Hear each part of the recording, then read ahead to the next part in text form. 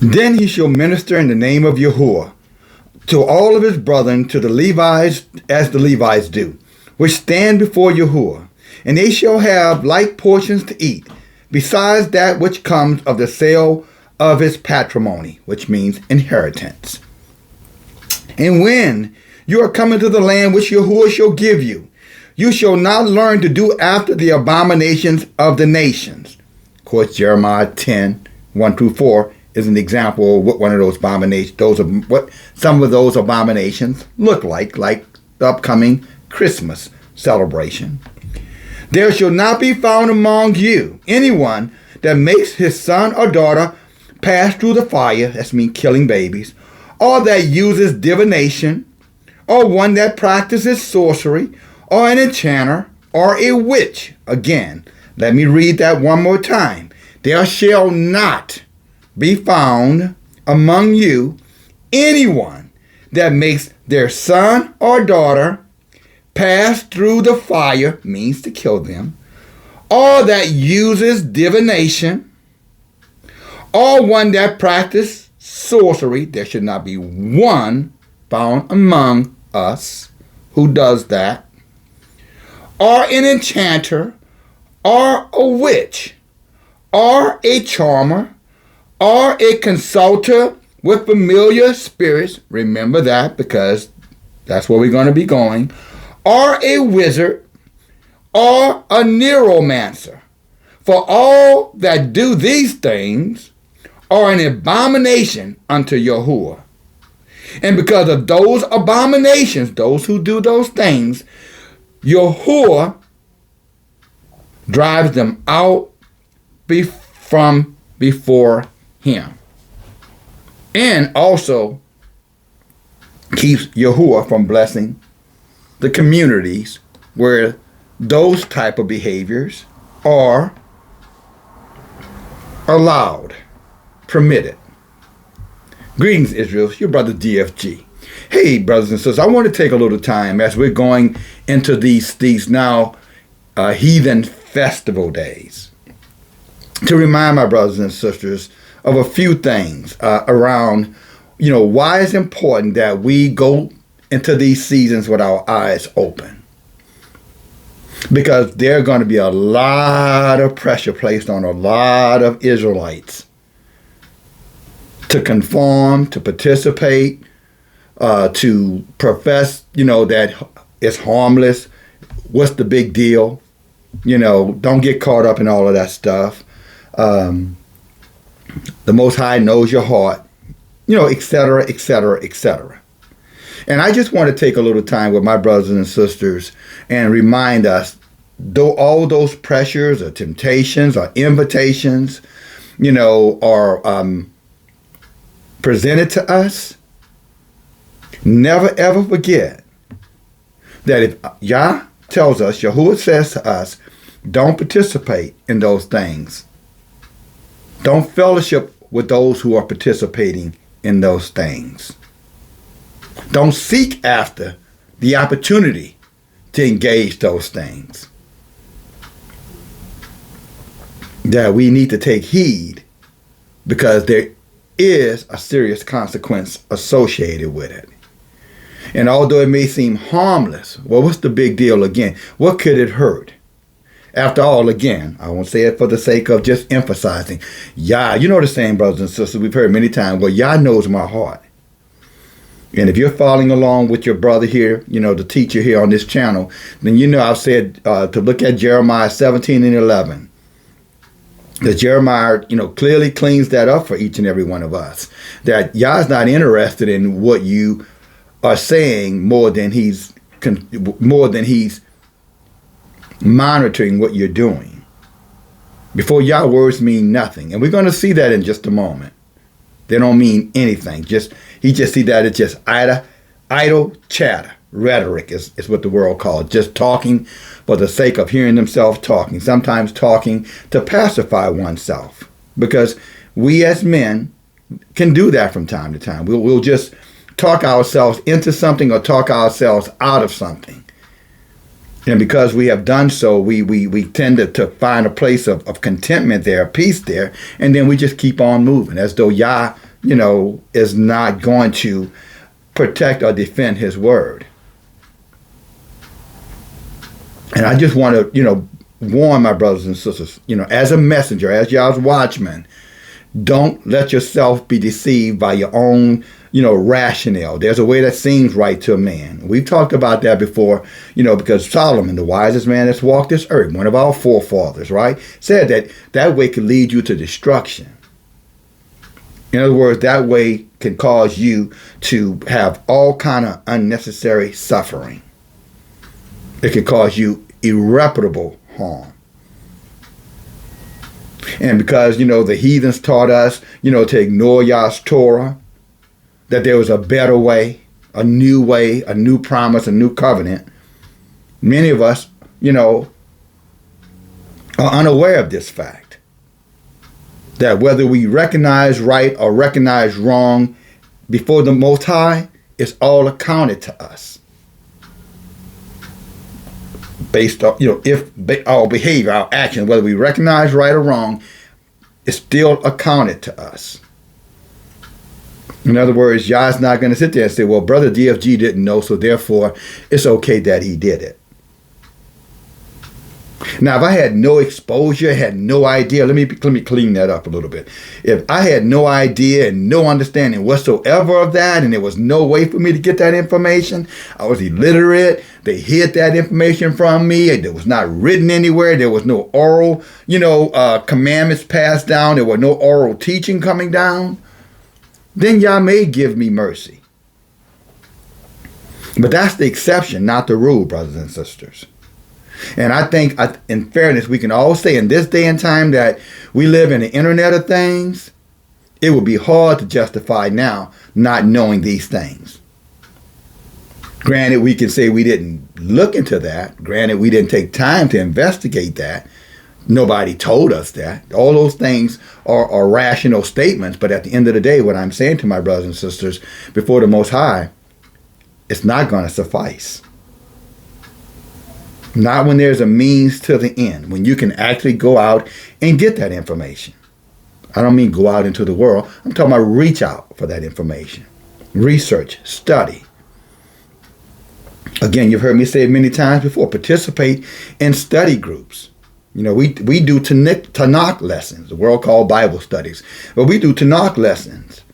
And we cover many things. And we stay predominantly inside of the Tanakh, the Tanakh, which is the Torah Apocrypha books, scriptures, to help our brothers and sisters, in their learning, to uncover, hidden lies. The world has a term they call cognitive dissonance. Some of you guys may know what that word means, or what that statement or that mean. You may have heard of cognitive dissonance. And what it is meaning that it's just a simple way of saying people, they'd rather embrace the comfortable misinformation or lack of information than to hear hardcore truth. Because that truth brings around a certain, emotion or limitations, or in some cases, frustration, some cases, bitterness. So they would rather just not know for the sake of not knowing. It's easier to excuse themselves of transgressions that can actually harm them. And so we come together in study groups so that we can assure, while we create or present a study group for each other, one another, so that we can uncover those things that can harm us, and we can embrace those things that will bless us. Our brother Hosea said it, in the fourth chapter of his writings, that the people of Israel are destroyed for a lack of knowledge. Their mothers, are harmed. Their fathers are harmed. Their children are harmed because they don't know.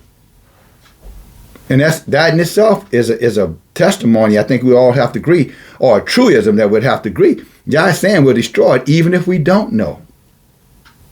So that puts to bed all this stuff, well, Yah knows my heart, or because I didn't know, I'm going to be forgiven. I won't be forsaken. Well, if that was the case, then what is Hosea 4 and 6 talking about? They're destroyed for what they don't know. So it's important, is what I'm emphasizing, that we study. It's important that we understand, behaviors that could cause harm to ourselves or to the people that we love.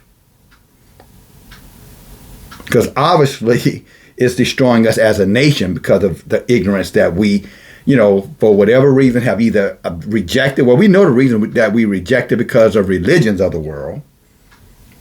But equally important is we're being destroyed because of the division amongst us, because our people will continue to challenge Yah's Torah because they want an easier or better way or a more convenient way. Cognitive dissonance. Uncomfortable. Really, the term is lies for inconvenience. Truth. Inconvenient. Not convenient. Inconvenient. I don't want to be inconvenienced. In other words, I don't want to be hindered. I don't want to be bothered. Heck, I don't even want to know. Don't tell me. Y'all know some of them folk?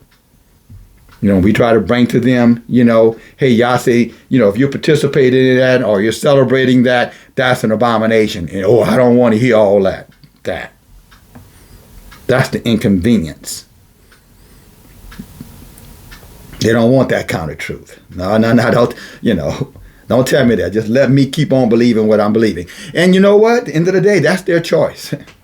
We're not here to persuade those who don't want to be persuaded.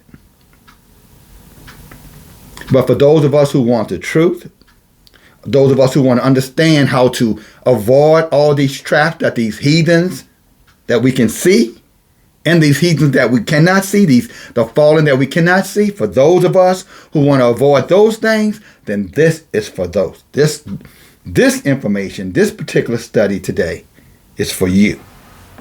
If you want to avoid those snares, you want to avoid those traps, today's message will be a teaching around one who could not get out of his own way, one who was blessed of Yahuwah, was anointed of Yahuwah, one who was a leader of Israel. But because of self-centeredness, envy, jealousy, he could not get out of his own way, although he was anointed of Yahuwah. And I want to emphasize that. A king, to be exact. Yah found him. The people wanted a king. Yah found them a king from their own people, from the tribe of Benjamin. A man who stood head and shoulders above all other men. Saul. And Yah blessed him with leadership. Yah blessed him with authority. Yah blessed him with, I guess what you could pretty much say, anything that any man could probably want. Or could possibly want.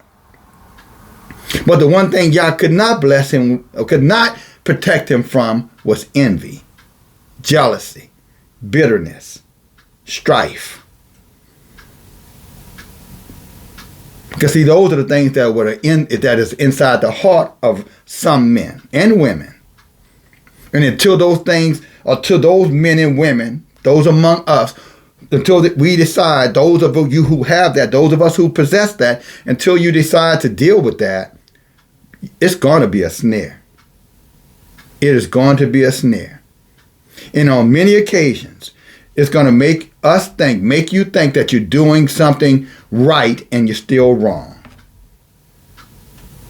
You'll feel very comfortable in your decisions. That I know I'm right because I have been wrong. And I'm not going to accept that from nobody. I'm better than that. Whatever it is, they tell themselves. Whatever it is, we tell themselves.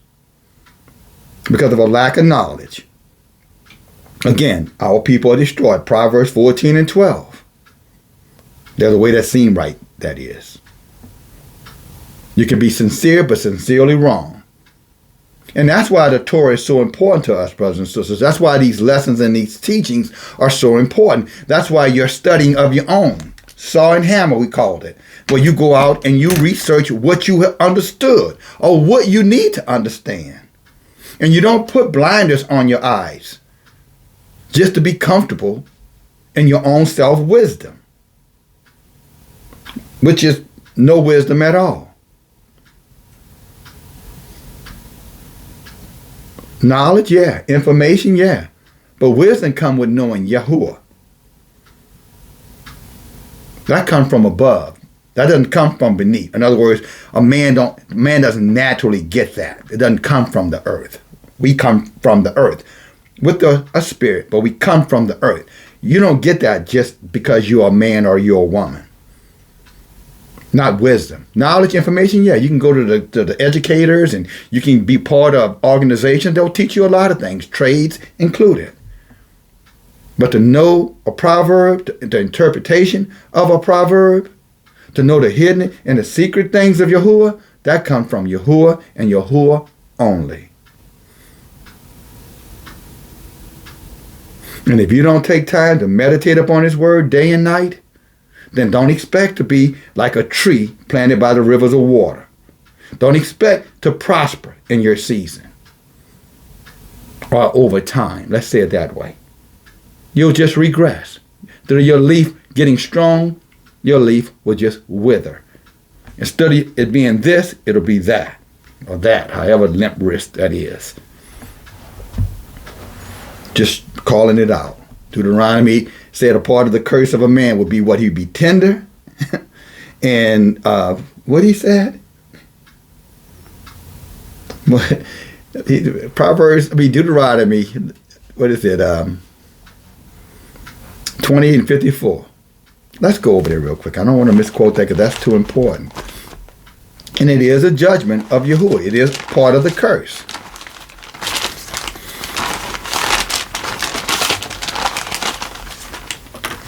Hallelujah.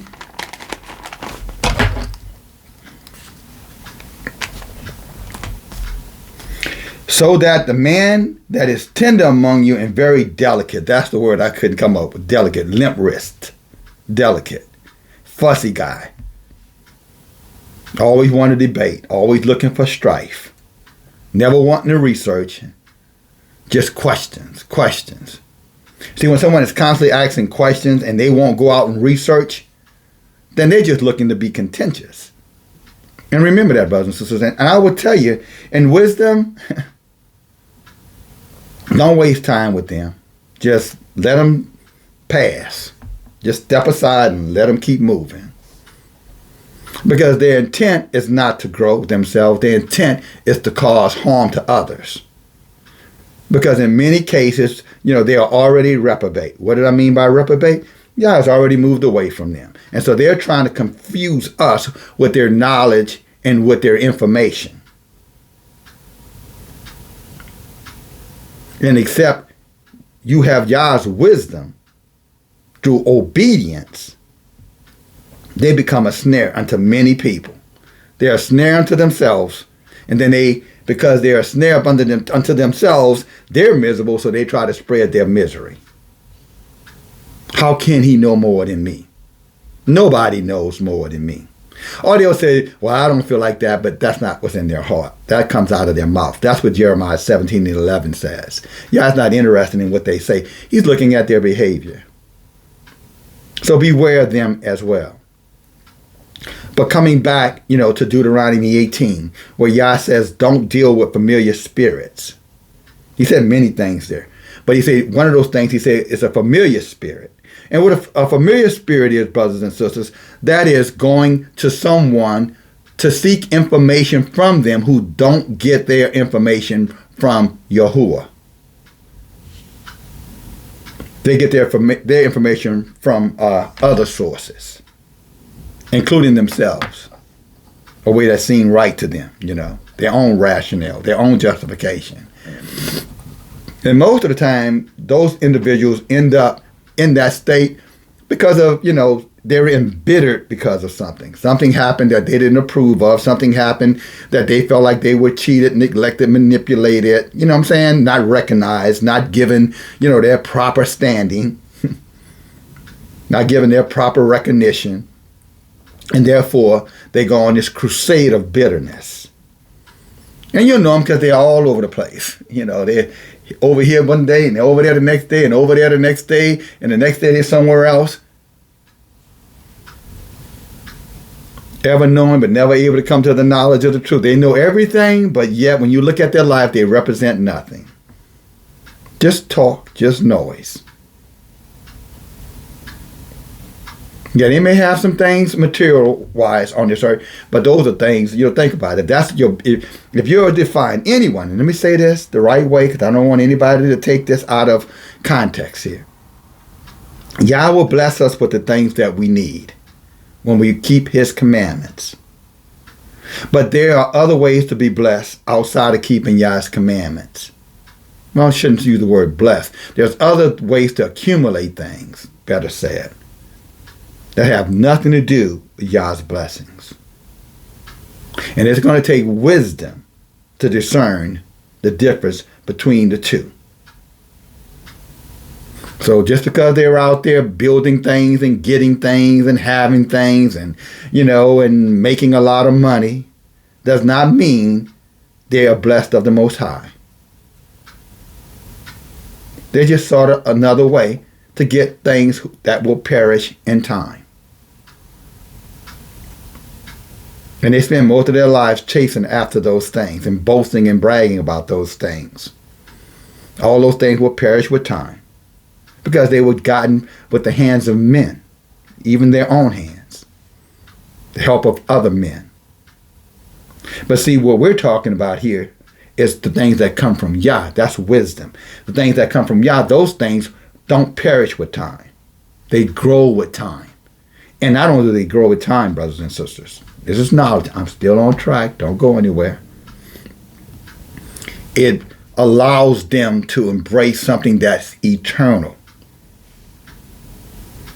Wisdom takes us into eternity blessed. So not only are those blessings represented here, because Yah opens up, opportunities. He sustains us here, but also that sustainability gets us over into the new earth and the new heaven, or the renewed earth and renewed heaven that Isaiah reminded us about.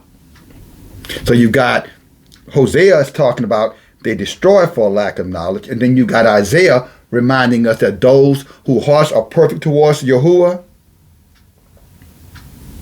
that those of us who have a mind to seek Yahuwah and his blessing and keep his commandments as they are written inside of his Torah, then Yah says, eyes have not seen, ear have not heard, neither has the imagination of a man or a woman can perceive or conceive of the wondrous, the marvelous, the magnificent blessings that are coming their way. And you can find that in Isaiah 64:6, that statement. But then in 66 and 22, 23, 20, 22, 20, he talks about a renewed heaven and a renewed earth that's waiting for us, where we will be blessed. We will be the royalty that Yah has always intended us to be. We will be above. That's what it means, royalty. We won't be anyone's servants or slaves or footstools anymore. And Yah is able to execute that while we're here too, by the way, brothers and sisters. But that's only going to come with a pure and genuine heart, an obedient heart. But to get that, it's going to take discipline. To embrace those promises, it's going to take some work. It's going to take, some study. You have to spend time with Yah. And that's what David was saying again, in Psalms chapter 1, that meditate upon his Torah day and night. And that's how we're able, when we meditate upon his Torah, we're able to see the snares the traps that are out there. We're not easily, taken advantage of. We're not easily misguided. It's going to take more than information and knowledge to persuade us. We're going to be moved off of wisdom and understanding of Yahweh versus men's way.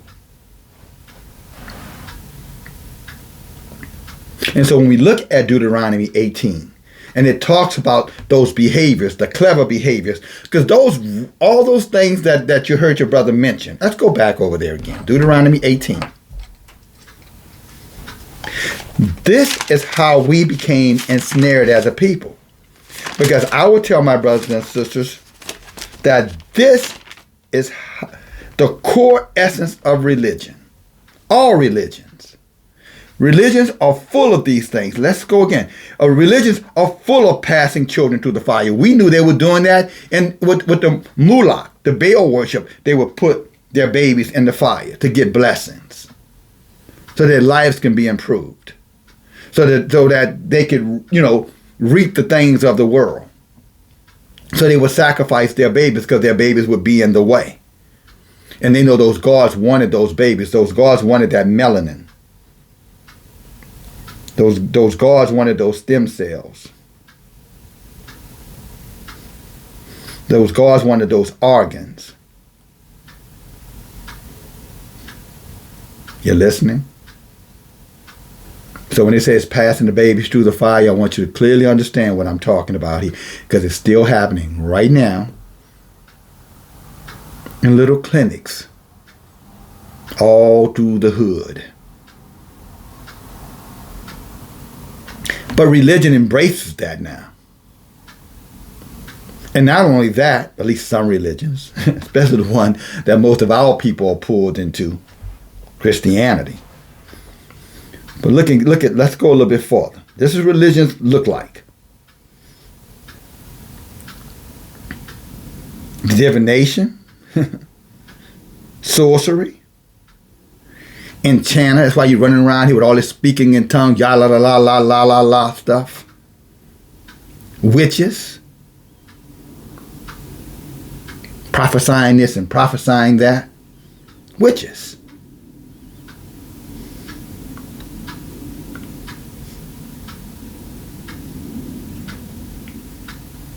Sorcery, again, doing magic, changing their appearance, hiding their appearance. You hear a voice, but you see no person. They're content creator, but you don't see them. So you don't know who's behind the veil.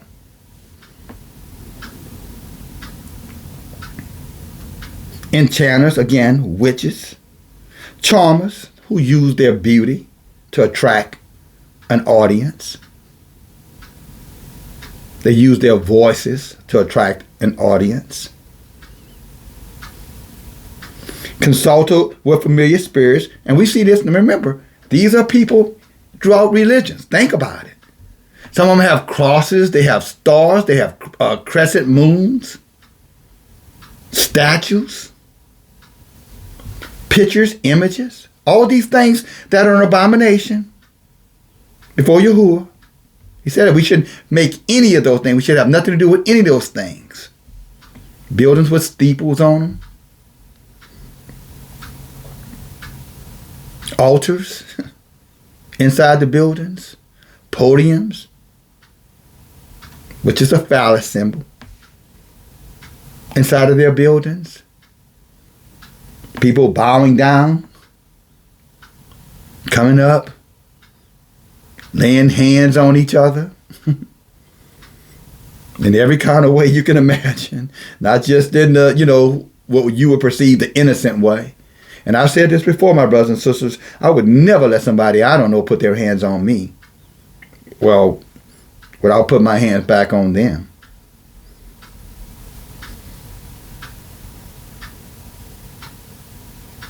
But familiar spirits, again, they go to these counselors. The wedding counselor. The counselor tell you how to raise your children.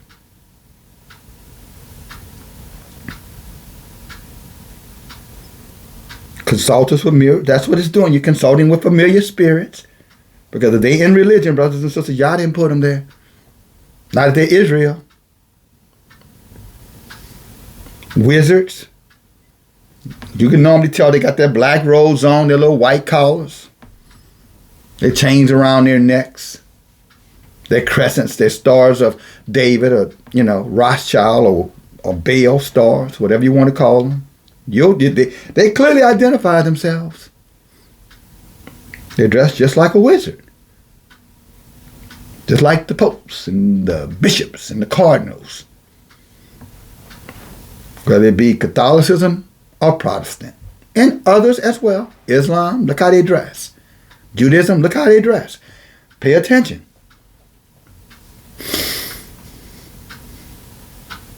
And then neuromancy.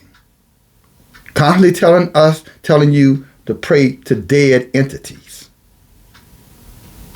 So religion is full of this. And when you look at that particular scripture, it's what is really emphasizing the danger. How did Israel become, entrapped, our people? Because of these things, and they use religion as their cover to be able to promote these things.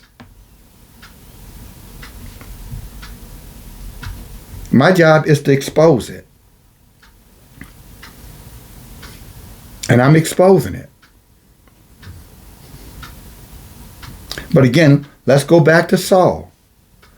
See, Saul knew the commandments of Yahuwah. He was very, very aware of the Torah. Just as David was, Solomon was, all of our forefathers were. And when they walked according to the Torah, they were blessed, as in Abraham. The book tells us, in the book of Joshua, that Abraham kept the Torah all of his life, and he was blessed of Yahuwah. Saul knew the Torah. He knew about, enchances and witchcraft and things of that nature. He knew that if he was to embrace those things, that anybody who would embrace these things that I just mentioned in the book of Deuteronomy chapter 18, he knew what would happen. But he just wanted to trust his own heart. He wanted to go his own way. I don't have to follow nobody. I don't even have to follow Yah. Or if I do follow Yah, I'm going to do it the way I want to do it. I'm going to set the standard. I'm going to set the table. And if Yah doesn't like it, then so what? I know he might not say that with his tongue, but their behavior says it. Because when we know the truth and we reject that truth, that's exactly what you're saying. I don't care what Yah says. I'm going to do what I want to do. I know I'm supposed to be obedient to Yah Shabbat, but hey, I got something to do.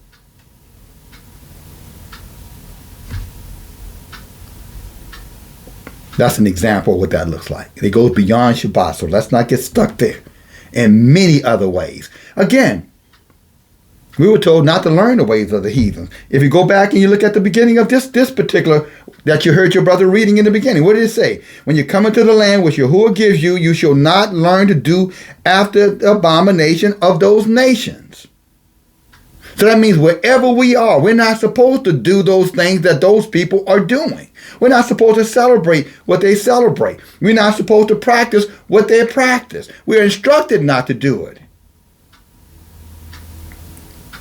But you can go almost into any church, mosque, temple, whatever, and you'll find, leaders in there, wizards in there, pushing people to do exactly what the other nations around us are doing. Matter of fact, they are copying what they're doing. And no one knows the difference because our people are not studying the book. Or when they studied the book, they allowed the heathens to come in and twist the word through their New Testament.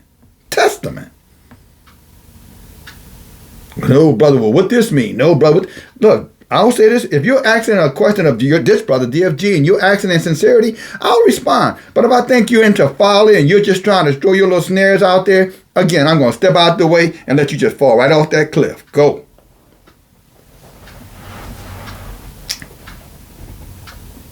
But they're very clever in manipulating. And they try to use, the word to ensnare or a snare to Yah's people. And Maccabees, it was written in Maccabees that they would take and they would plant words all through the book to convince us that what we were understanding and what we needed to know or what we needed to obey was not necessary.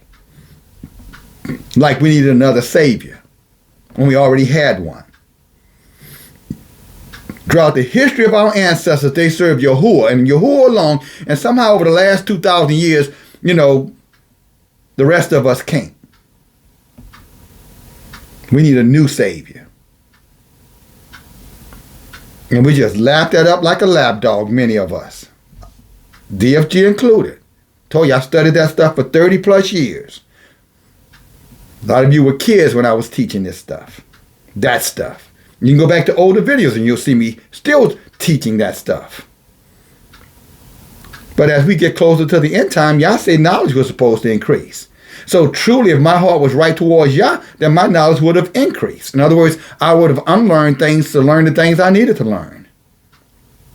And by Yah's mercy and by his patience, I have, and I'm still doing so. What about you? That's the question you should ask yourself if you began in Christianity. What about you? Are you still in the same place where you began?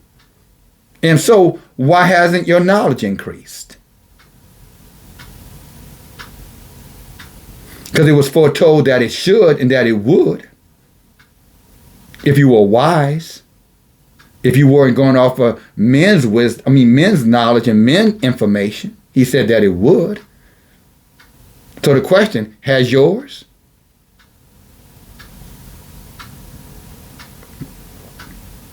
You've been in Christianity for 20 years. What do you know now that you didn't know 20 years ago? You've been in Christianity for 5 years. What do you know now that you didn't know 5 years ago? You've been in Christianity or Protestant or any religion that you're in for 2 years. What do you know now that you didn't know 2 years ago? Or maybe a year ago. You're in there 2 years, you were there for a whole year, and now you've learned for a whole year. Now what do you know 2 years later that you did not know a year ago? You can extrapolate that as far as you want to go. You can take that as far back as you want.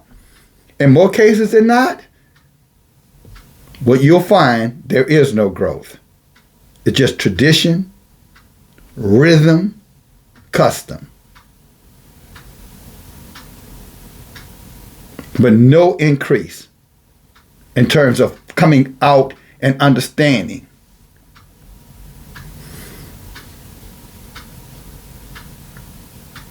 And our book clearly says, with all you're getting, what? Get an understanding. Trust in Yahuwah. What is that? Proverbs 3:5-7. Trust in Yahuwah with all your heart and lean not to your own understanding, right? In all your ways, acknowledge him and he will direct your path. Who? Yahuwah. No other entity, no other Elohim. Well, Saul, and it's because of his own selfishness, because his kingdom, his possessions went to his head. He became arrogant, but never acknowledged his arrogance. But he was still arrogant all the same. And so jealousy got into his heart. And what did he do when that jealousy kicked in? He started despising anyone that he thought was at his level or potentially could be at his level. In other words, anybody who might be doing better than him. And that's where David became his target. And whenever Yah challenged him, instead of him acknowledging it, he would repent, then he would turn right back because there was no substance in him. Because he hadn't dealt with that bitterness. When the situation changed, he felt bad, so he adjusted to the situation. But he never cleaned out his heart. So therefore, he stayed in bitter. So one minute, he would say, I was wrong for doing that to you, David. Then turn right back around and come and attack the man again. And he got so clouded in his own self-righteousness that he stopped hearing Yah. Well, he was still the leader. He was still in charge. He was still getting things done, but he was also stagnant too. So he stopped hearing Yah. So when Samuel came to him and told him Yah wanted him to go and eliminate the Amalekite king, or all of the Amalekites, men, women, children, cattle, whatever they possessed, he set about doing it, but then he started to compromise. He got most of it done, but he decided, well, I don't have to kill the king, and I'm going to keep the best stuff because after all, we could use this stuff. Although Yah told him, don't keep any of it. And then when it was revealed to him that Yah was not pleased because the little vine, the little fox had spoiled the vine, the little thing that he thought wasn't important, Yah said, my whole word is important. But since he decided he was only going to do to the extent that he wanted to do it, like many compromising Israelites, I'll do this, but I ain't doing all of that. He was confronted by Yah's watchman, Samuel. And when Samuel called him out on it, because he did not keep it, he decided to do what he wanted to do, but not everything he was instructed to do. What did he do? like most selfish people do, blame somebody else. Saul blamed the people. He said, oh, the people wanted this. It wasn't my fault. You can read that in 1 Samuel chapter 15. He blamed it on the people. They wanted to keep the king. They wanted the best things. You know what Samuel proceeded to tell him? Say, you know what? You're rebellious. You're hard-headed. As a matter of fact, your rebellion is as witchcraft. Back to what we just reading here, 18. Sorcery, idolatry, and your stubbornness is as the wicked as an iniquity. Idolatrous and sorceress. Things just listed here. And although Saul wouldn't have called himself an idolater or a sorceress or rebellious, he was. Because he was doing what he wanted to do. And that's the danger of us, brothers and sisters, when we walk away Yah's Torah, or we get caught up in self-righteousness, religions. A religion unto yourself sometimes. Knowing the truth, but still doing what you want to do. And thinking that somehow, Yah needs to, omit that. Don't hold that, because he should understand your feelings were hurt.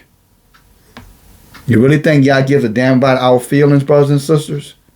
I can assure you, he does not. He's not a man. Is that not what Numbers 23 tells us? Yah is not a man. So he doesn't have, your human emotions.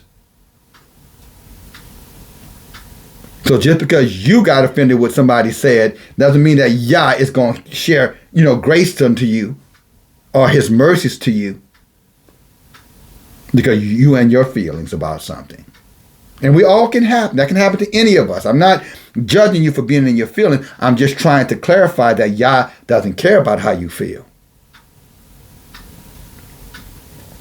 Samuel told Saul, hey, Saul, it's better to obey than the sacrifice. He said the most important thing any of us can do is be obedient. Obedient to what? Yah. How do we know we're being obedient to Yah? Through his Torah, by obeying his Torah. By understanding that he's sovereign, he's one. There's none before him nor after him. You can read that in Exodus 20, Exodus 22, Deuteronomy chapter 6. Love Yahuwah with all your heart, all your mind, all your strength. Many other places in the book. But see, when you get caught up in self, you can easily be caught up into that snare, and then these things, these behaviors, these sorcerous behaviors, these abominable behaviors, brothers and sisters, you can be walking right in those things, with your eyes wide shut.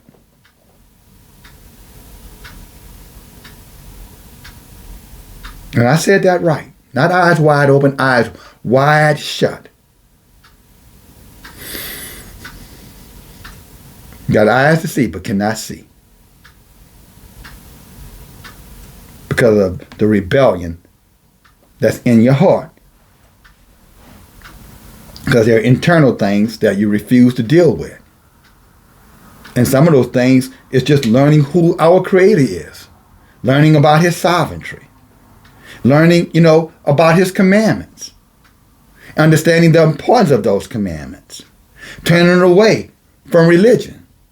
Idolatry, paganism, turning away from learning, the actions of those heathen nations all around us. And if they're not Israel, they're heathen.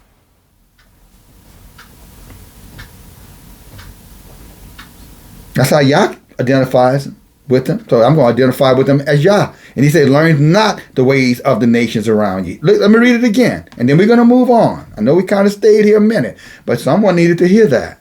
Maybe you. Maybe someone you're going to share this message with needs to hear that.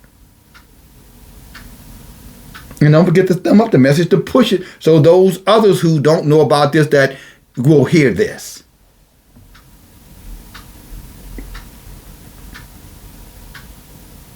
But he says again, let me read this one more time and then we're going to move on to the next phase of King Saul. He said, when you come into the land which Yahuwah gives you, you shall not learn, Leran, he said, you shall not learn to do after the abomination of those nations. And I just shared with you what a lot of those abominations look like. their customs, their cultures, their mandates, their ordinances, their celebrations, their festivals, their rituals, their traditions. Say not to learn to do those things. And if you have learned them, he says time to unlearn those things. Unlearn those things so you can learn what is right, what is of Yahuwah. So that you can be blessed and you can inherit, or we can inherit eternal life. So at that day, when we all go to meet the Creator, and all of us are going to go and face the Creator, that the words that you hear is enter into everlasting life. Not depart from me and go into shame and contempt. Daniel 12, chapter 12, verse 2. A judgment day proclamation. Just telling us what's going to happen. To all of us. Even the unbeliever. Yeah, them too. But Saul knew these things. But Saul decided to go after the way Saul wanted to go. So let's go a little bit farther. Let's see, Mr. King Saul here. Now he knows that we're not supposed to do those things. He's familiar, with the Torah.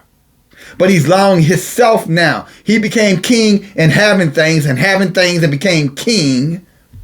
Queen went to his head. And now he's arrogant. But doesn't even know he's arrogant. Well, he knows he's arrogant, but he doesn't know that now he's walked inside of the danger zone. He's in the red zone now. And because his discernment is gone, God's no longer working with him, because Samuel told him, because you decided to do what you wanted to do, and now what the book said, now Yah is taking the kingdom from you, Saul. Again, you can read that in 1 Samuel chapter 15. And now he's trying to make it up. And here's how he's trying to make it up, brothers and sisters. By doing stuff, getting busy. Oh, let me get busy then. Some of our people do it through social media. Well, let me join this organization. Let me join this group. Well, let me go listen to this. I don't have to be with them. I'm going over here.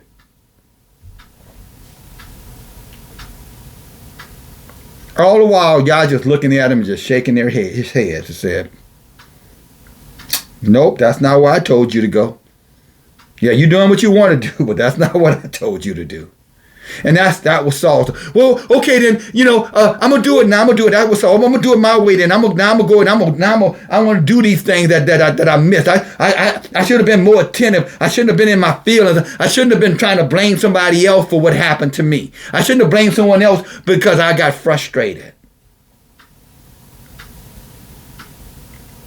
Come on, give me another chance. You know what Samuel said? Hey, brother. Too late. Then you know what Saul did? He still went forward and did the sacrifice. Again, he still got busy, getting busy with his religious stuff. Never realizing he's being religious. Now, I'm an Israelite, so I'm just gonna be with other Israelites. And if I'm gonna be with those who offended me, I'm just gonna go get me another group who won't offend me. That's the equivalent, just for clarity purposes. That's the danger of bitterness, stubbornness, rebellion.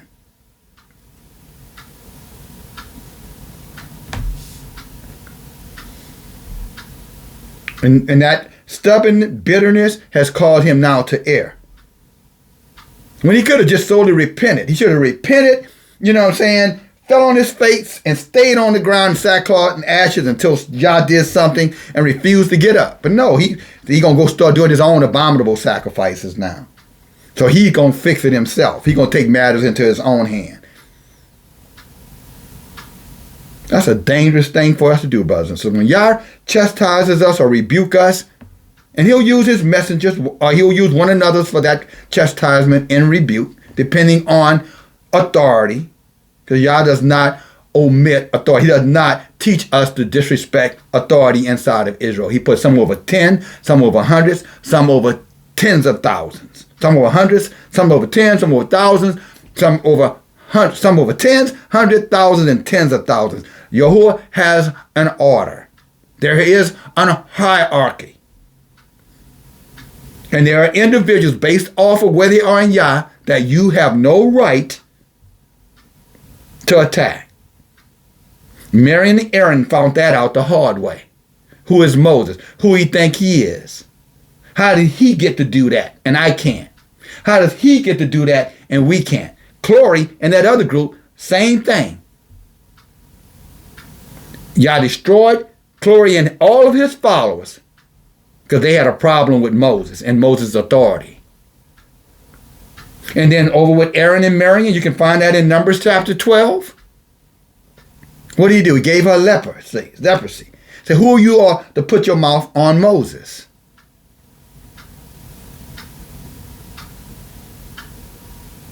But see, when rebellion and bitterness is in the heart of a man or a woman, they get that. That's the spirit of rebellion. All of a sudden, they start saying things they have no business saying. They start attacking individuals that they have no business attacking. But because they feel like they can, they did. That's called idolatrous spirit. Sorcery, wickedness, abomination, rebellion.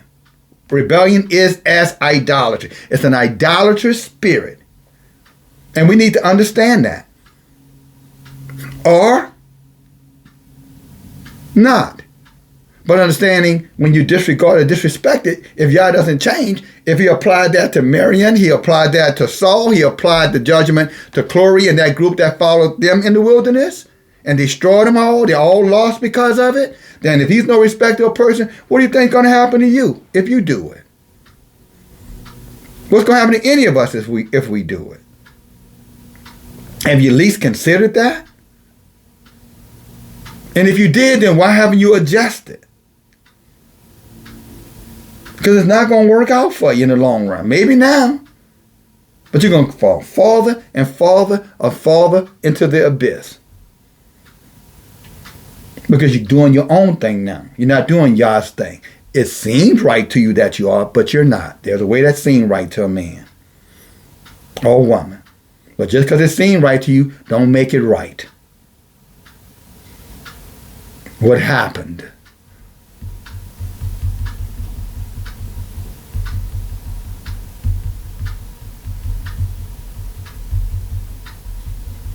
That's a self-reflecting question.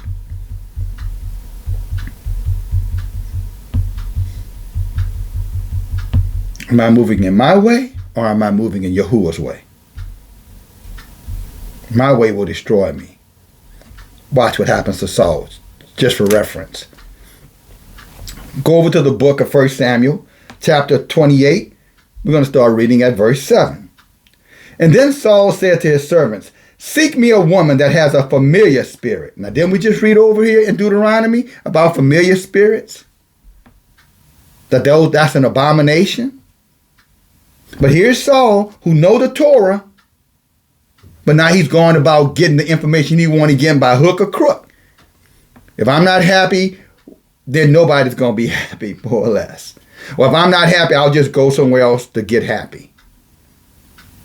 Because after all, I got to be happy.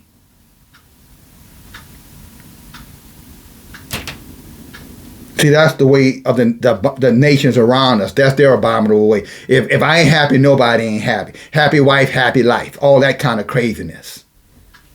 Well, not craziness, but all that kind of sorcery.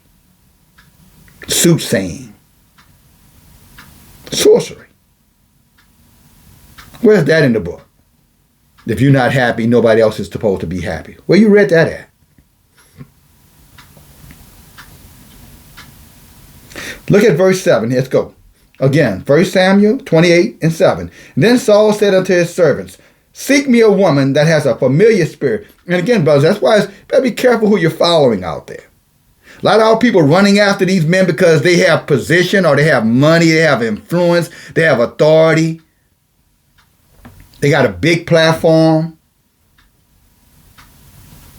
And they're listening to these people because of that. And they're getting led astray. Because these people listen to him. So not only is Saul in trouble, we're going to find out, not only Saul has put himself in danger, he's put everybody else in danger who's following him. We have to be very careful who we're listening to, brothers and sisters. Too many times, many of us, we're just out there gleaning information, joining up with organizations, joining up with groups because they are Israelites. Well, 2/3 of Israel being destroyed. Be careful that you're not a part of that with that mentality. We don't seek after Israelites. We seek after the truth. And what is truth? Yahuwah's word is truth. His Torah is truth.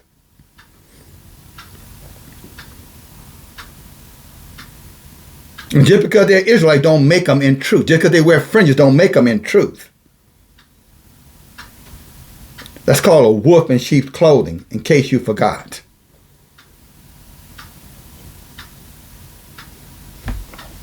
Let's go on here. It says here. And Saul, hallelujah. I'm going to hit 7 one more time and we're going to move through this.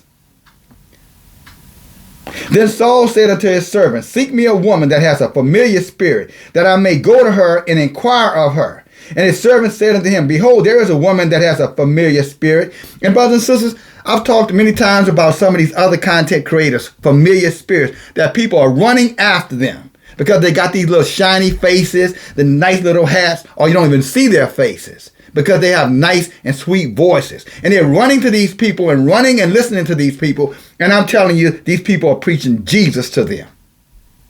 Jesus by another name. And calling themselves Israelites. In the knowledge. Yeah, they are in the knowledge of the occult, of sorcery.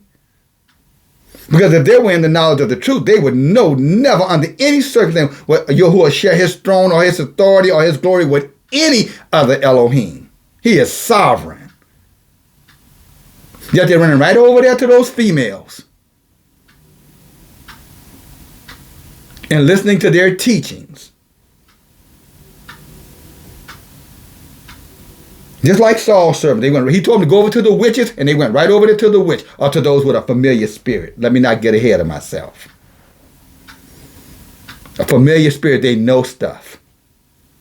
Let me go over there, because she knows stuff. Look, she's a good researcher. She knows stuff.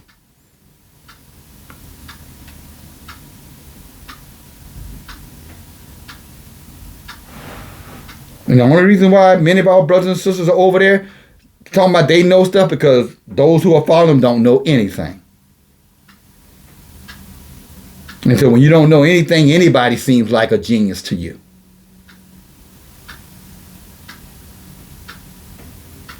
When you don't know the word, you don't study the word, of course you're going to get persuaded by them. They're hoping that you don't know the word. After all, let me, tell you something.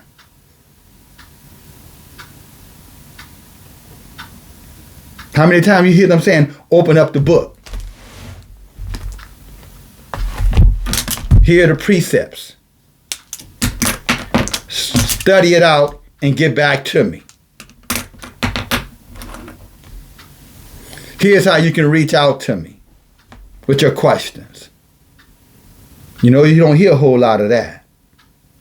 They'll go live, yeah, but they'll make sure they got what? They're moderators.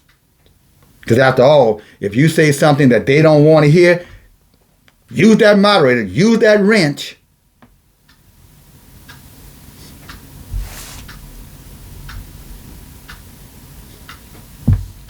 But they follow right after Saul. Be careful who you're following, brothers and sisters. Right over there, go seeking out the prophetess. The one with the familiar spirit. And Saul disguised himself, and he put on a different raiment. In other words, he changed his apparel. And he went, and 2 men with him, and they came to the woman by the night. And they said, I pray, divination, divine unto me by the familiar spirit of cultivism, and bring him up, something raising from the grave. On the 3rd day he rose again. From where? From the grave. Familiar spirit. Bring him up.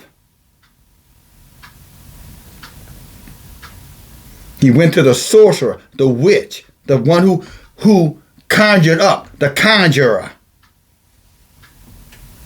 to get them to tell him information he wanted to know. All kind of stuff is going on here now, necromancy included. idol worshiping of sorcerers or witch. Because the minute you bow down or you go to someone looking that's not of Yah, looking for information from Yah, you are in their cult now. You're seeking a familiar spirit, one you're familiar with. In other words, you say, well, I can relate to them, they can relate to me, so that's where I'm going to be. They'll tell me what I want to hear.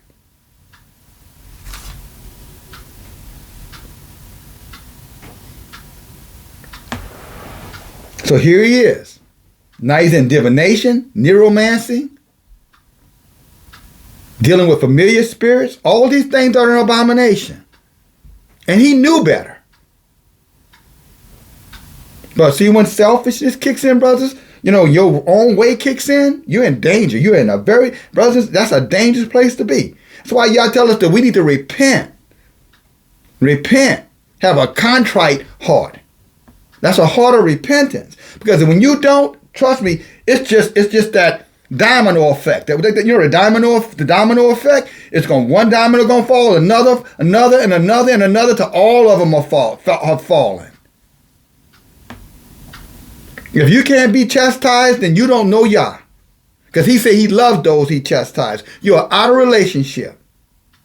If you can't take open rebuke, then you are out of order, you are out of relationship. He said open chastisement is better than secret love. Open rebuke is better than secret love. Open rebuke means call it out in front of everybody.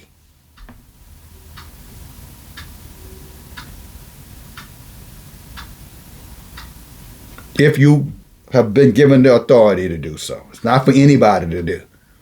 But the watchmen, that's their responsibility. Cry aloud, spare not. Tell my people of their transgressions. That's Isaiah 58:1. That's to settle this out. I don't want anyone over here saying, oh, you just take a live. No, I'm not. I'm giving you the word.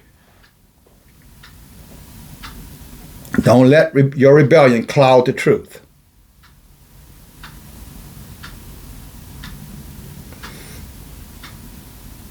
Again, 28:8. Saul disguised himself and he put on other clothing, and he went and 2 men with him. That old saying, misery love company. Brothers and sisters, be very careful when somebody becomes embittered and they start calling you to try to see how you feel about it. You better be real careful. You need to ask them, why you asking me that? Because misery loves company. When they get upset, they go look for somebody, they look for allies to justify their feelings. And many of our brothers get caught up in that because we want to be appreciated. We want to help. I want to provide a service. It's all about what? Oh, I can't believe he said, what, he did that? Oh, what?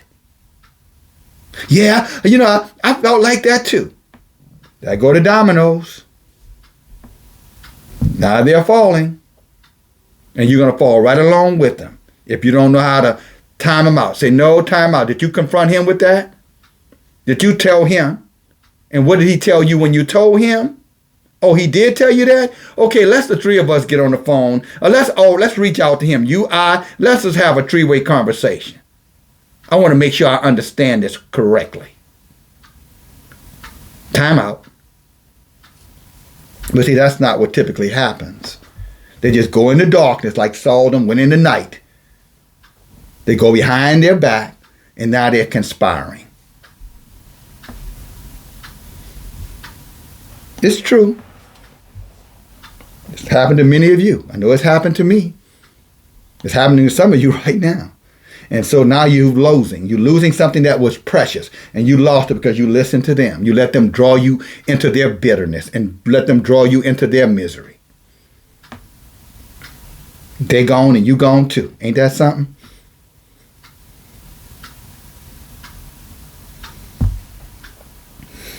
Let's continue here. Verse 9. And the woman said, behold, you know what Saul has done, how he has cut off those that have familiar spirits and the wizards out of the land. So Saul clearly knew what he was doing was wrong, and he was doing it anyway. That's so much like many of us in Israel.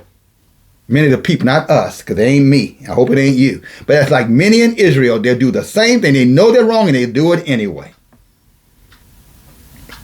because they're feeling some kind of way about something. They haven't repented, because had they repented, Yah would have probably removed that burden from them and they could have got right back up and continued on. But see, when pride comes in, destruction is soon to follow it. Pride coming before the destruction. High-mindedness, arrogance before you fall, just like the dominoes.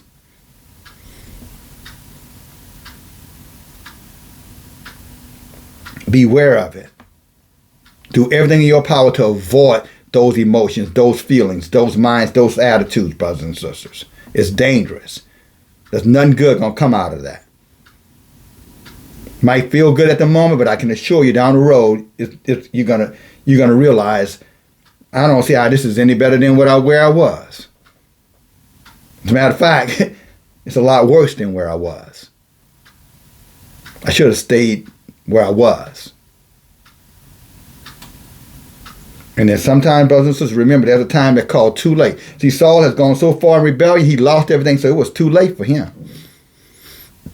And now he's going deeper and deeper into the darkness.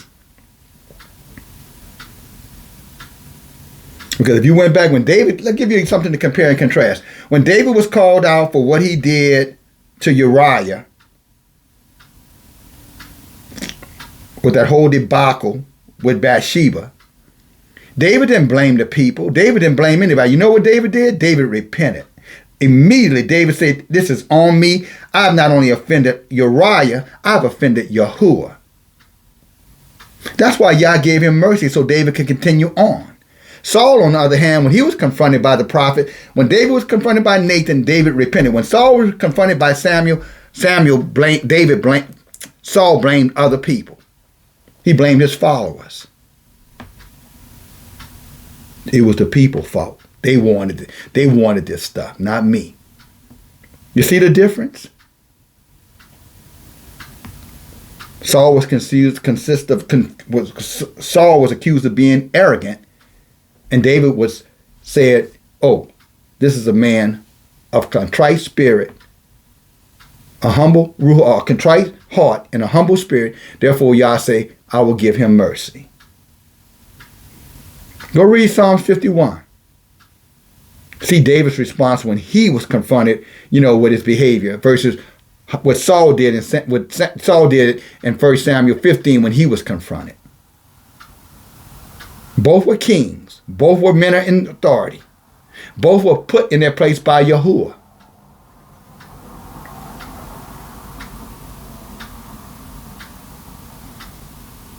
But one accepted it, the chastisement, and the other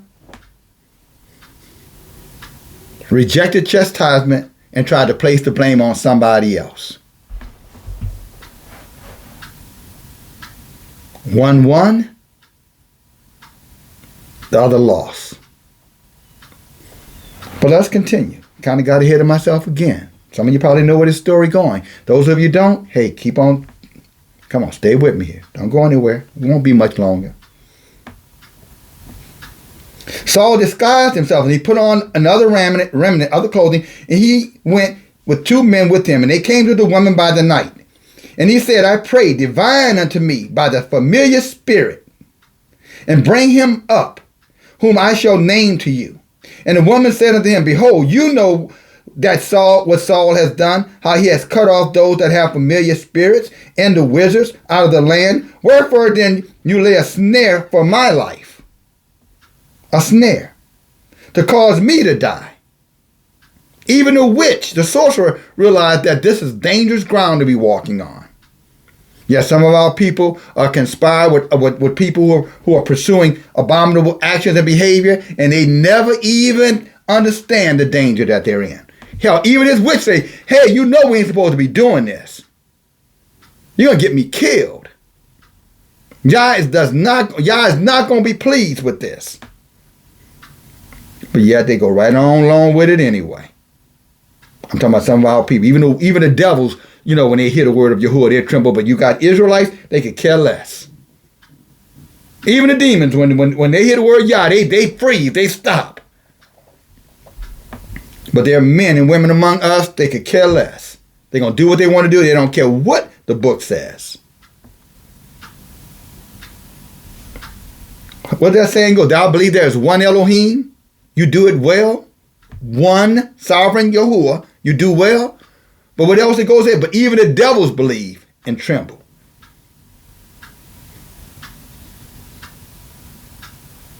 These demons know who Yahuwah is. You might not know who the power of Yahuwah, but them demons know. And they're not going to play with him. They'll play with you. They'll happily entertain us. But they're not going to play with Yahuwah. They already know how that's going to end. So this witch is warning the king. Sometimes the devil got to tell you right from wrong. You know, how you say, it's boiled down to a thin gravy for you. You're in trouble. Sometimes a heathen got to tell you what's right.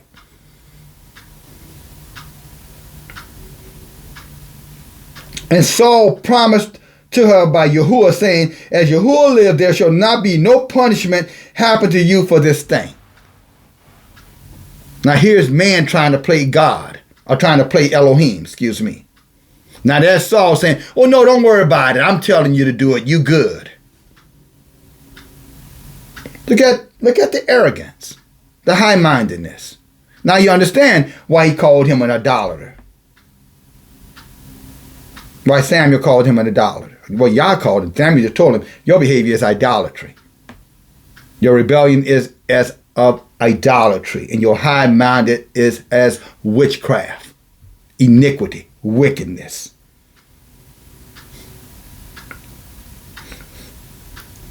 It goes on. Then the woman said, whom shall I bring to you then? And he said, bring me up Samuel. And when the woman saw Samuel, she cried with a loud voice. And the woman spoke to Saul, saying, why have you deceived me? For you are Saul. Wolves in sheep clothing. A lot of our people are getting deceived by so-called Israelites because they're Israelites.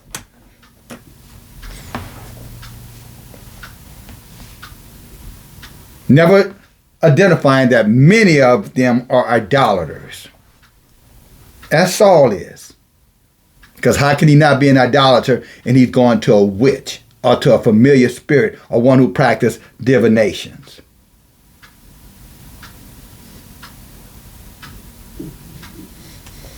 And people following, many of those people today as people were following Saul in that day. Following a sorcerer and don't even know it. Following a witch and don't even know it. In rebellion and can't see the forest for the trees. They don't even know it. My job is to help you identify it. That's what these teachings are about. That's what this platform is about. If you're thumbing up the video, you're thumbing it up for that reason.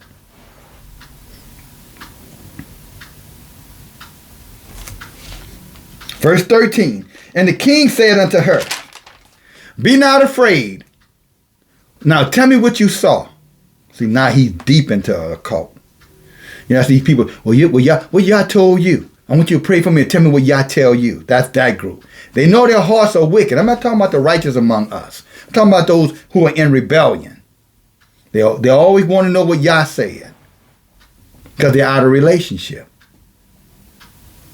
If they were in relationship, they would know what Yahuwah is saying. But see, when you get caught up in religion or your own way, that's what happens. Now you're going to look for somebody else. Because I ain't going to go to the one who's going to tell me the truth, because I already know what they're going to tell me. So I'm going to go to somebody else who's going to tell me what I want to hear. It's an Ahab spirit. A rebellious spirit has taken over them. And they don't even know it.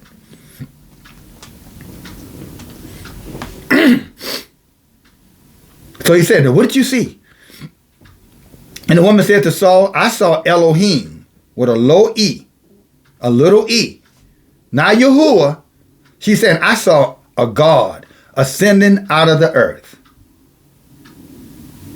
Now you know that could not have been Yahuwah, because Yahuwah is not in the earth. He's above the heavens. So this witch has conjured up a demon that appears to be Saul. Again, there's a way that seems right to a man. But see, when you're an abomination, you're not going to know the difference. See, if you're keeping Yah's commandment, you would know, well, that's not true, because Yah would never bring something out of the dead talking to me. That's a familiar spirit. That's necromancer. No way that could be.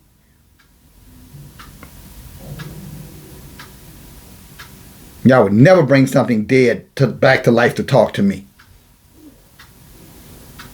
It's an abomination. Why would he do that? Why would Yah tell me to be abominable? See, but that's the thought that should have come to Saul's mind, but at that point, he was gone. He was on his own self-righteous path. Now he's going to fall farther and farther away. And that could happen to any of us, brothers and sisters, when we go into rebellion. Rebellion, what do you mean, Brother DFG? When we start doing what we want to do because we're not getting what we want to get.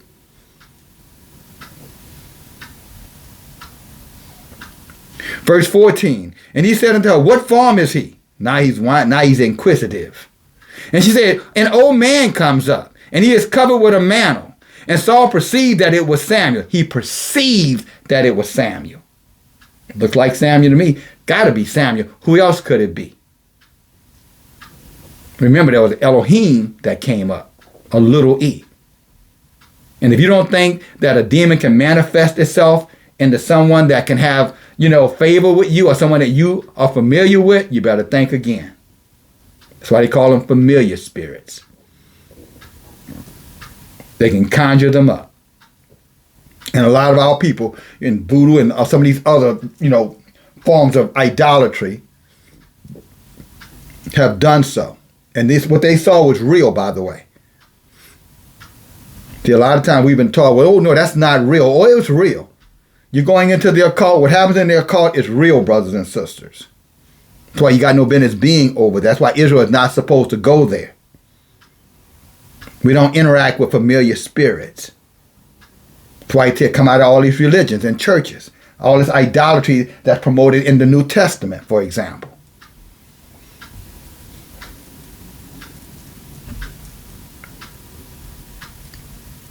I mean, Paul went as far as to say that if Michael came down from heaven and said something contrary to what he's telling the people, let Michael be accursed.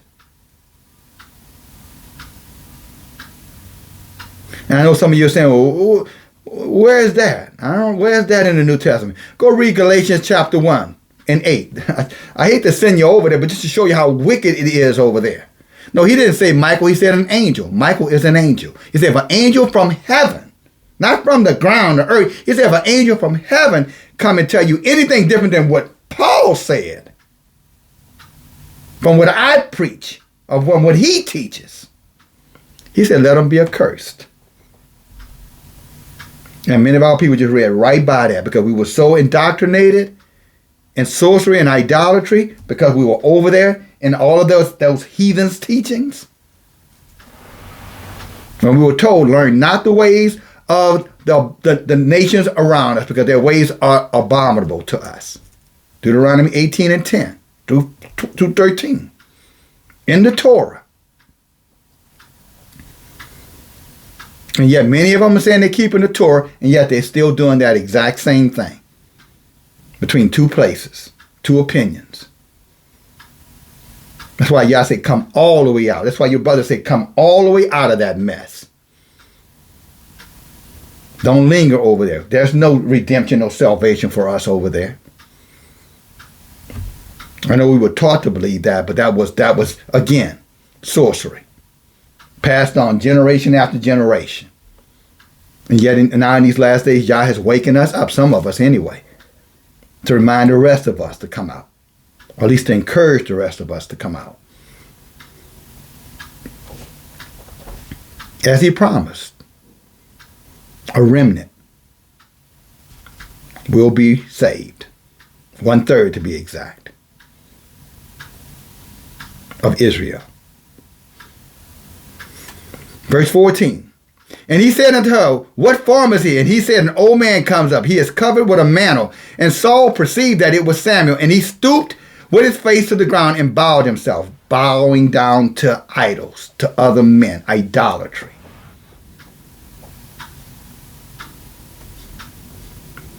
And Samuel said to Saul, why have you disquieted me or disturbed me to bring me up? Now this is that Elohim, remember, who came up. Why have you disquieted me? Now he's pretending to be who he isn't, to bring me up. And Saul answered, I am so depressed, for the Philistines make war against me. In other words, he said, my enemies are all around me now. I'm having a hard time. And Elohim has departed from me and answers me no more.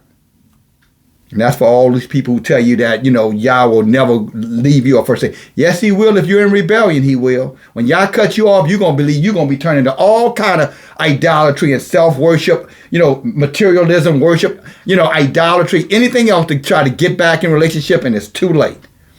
Proverbs chapter 1 says, Yah says what? Because you rejected knowledge. He said, when I tried to give it to you, he said what? When he said, I'm going to depart from you. He said, then when your time of trouble comes, what did he say? He said, I'm going to laugh in your face. That's what he says. So this is for all those who think you can just keep on doing what you want to do. Now you're long in the tooth, gray in the head, and still peeing in the bed. In other words, moving fast but going nowhere.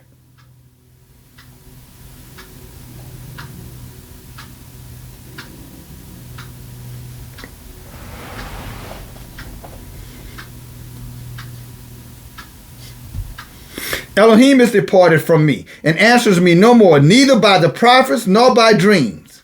So that's for all of those who are saying that Yah don't have messengers. He does. He has watchmen.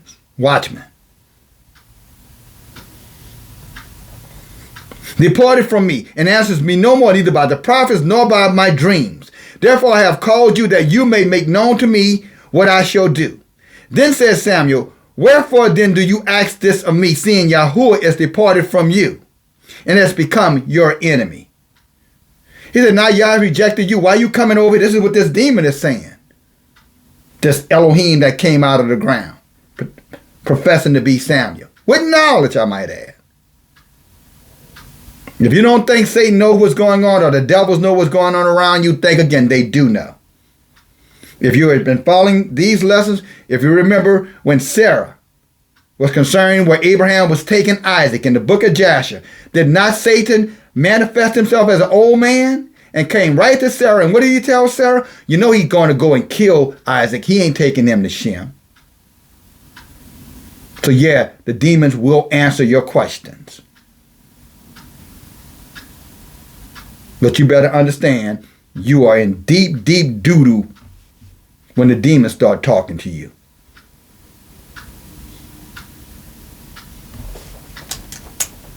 And answering your questions.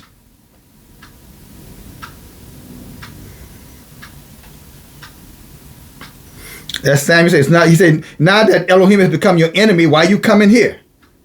And Yahuwah has done, in verse 17, and Yahuwah has done to him as he spoke by me. For Yahuwah has rent the kingdom out of your hand and given it to your neighbor, even to David. So this is this demon who's professing to be Samuel, pretending to be Samuel. Say, you know that he took the kingdom from you. You know he's given it to another because you weren't worthy of it. You didn't appreciate it when you had it. You were too full of pride and arrogance and jealousy and envy, cunning, backstabbing, double talking, again, conniving, conspiring. So now you've lost it and you're not getting it back. Forget about it. He said, because, verse 18, and because you obeyed not the voice of Yahuwah, nor executed his fierce wrath upon Amalek. He said, Yah told you to go and kill that wicked king, rid yourself of wickedness, rid the people of wickedness, but you decided not to obey. You didn't think it took all that. That's too far. That's too much. I'm not missing out on no parties. Shoot, it's my birthday. I want some presents. I don't care if it did start in Egyptology and paganism.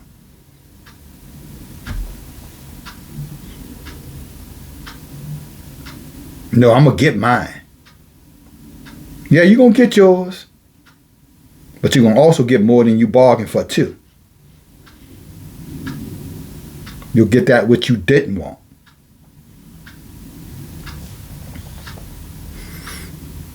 He said, you didn't execute Yah's wrath upon Amalek. Therefore, Yahuwah has done this thing unto you this day. Moreover, Yahuwah will also deliver Israel with you into the hand of the Philistines. See, this is what it says about all these people following all these other people who are leading our people astray in religions. See, a lot of people think because they're there out of ignorance, they're going to be spared. No, they're not. Not when the truth was right there in front of them, and they're making a conscious decision to continue to follow them. And many of our people today are consciously following after Yahushua, Jesus, or whomever. And they know, because we have told them, I'm not the only voice out here, that is paganism, that is idolatry, and they refuse to come out. So you know what Yah is saying here? Not only is he going to destroy Saul, but he's going to destroy all of Israel who stayed with Saul. So all of those who want to stay in these churches, in these religions, continue to practice these customs of the heathens, the traditions of the heathen, Yah said, I'm not only going to destroy those heathens, I'm going to destroy your asses right there with them. Now somebody got to say it. So I said it. Somebody got to warn the people. So I'm doing it. Get mad with me if you want. But at least I care enough about you to tell you. Let's go on here. He said, moreover, Yahuwah will also deliver Israel with you into the hand of your enemies. And tomorrow shall you and your sons be with you. Tomorrow you and your sons be with me. He just pronounced a death sentence on him for idolatry and paganism. He said it was an abomination. Those who did those things, Yah say, if you practice the occult or sorcery or any of those behaviors, what did Yah said? It's an abomination. Abomination is a death sentence. So when you see that word abomination, understand that's a death sentence. You've just been given a death penalty. If you're doing that, you're going to receive the death penalty. If you're doing abominable things, you're going to receive the death penalty.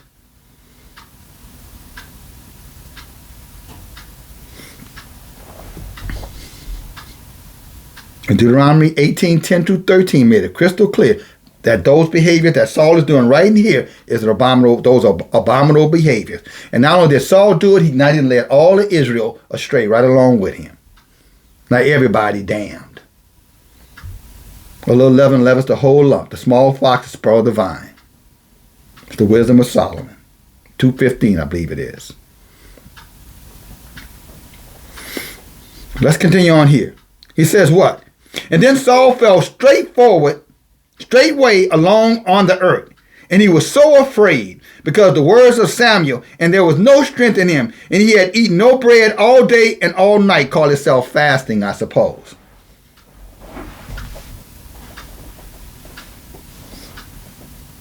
And the woman, the witch, the sorcerer, came, the one with the familiar spirit, came unto Saul and saw that he was so troubled and said unto him, behold, your handmaid has obeyed your voice. And I have put my life in your hand and hearken unto your words which you spoke unto me. Now therefore I pray you, listen also unto the voice of your handmaid, and let me set a morsel of bread before you and eat, that you may have strength and you may go on your way. Brothers and sisters, there's a lot in that statement.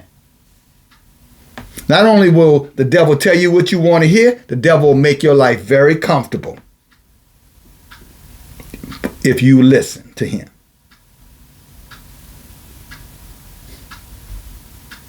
So just because somebody is offering you stuff and talking about how comfortable they can make you, brothers and sisters, that does not mean that's coming from Yah. Look at their life first. Who's offering?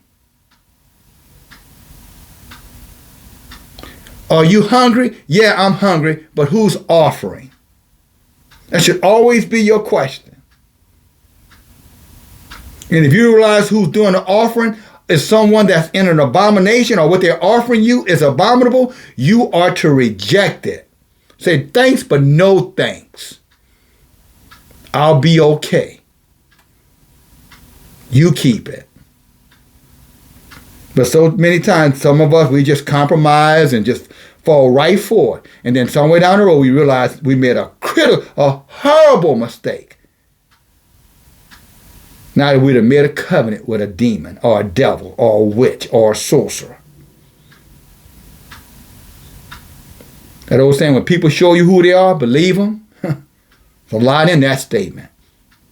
Better yet, go ask some other people about them. See what they say about them. And believe that too.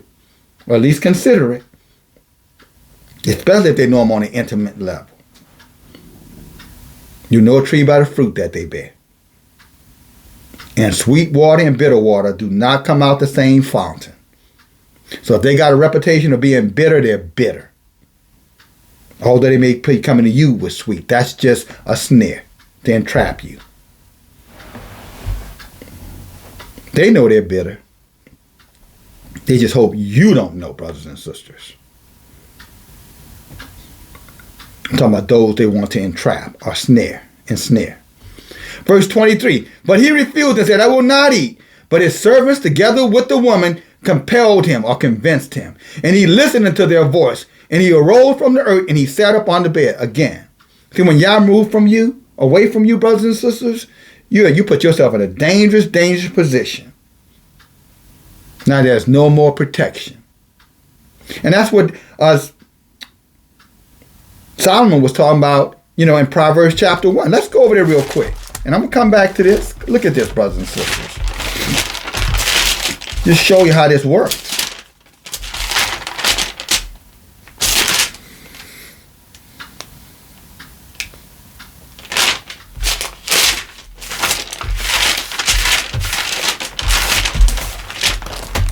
Hallelujah.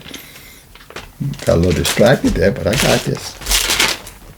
Look what it says here. This is Proverbs chapter 1, verse 22. It says, how long will you simple ones love simplicity? In other words, look for an easy way out. And the scorners delight in scorning. In other words, getting around other people who got nothing but negativism in their heart.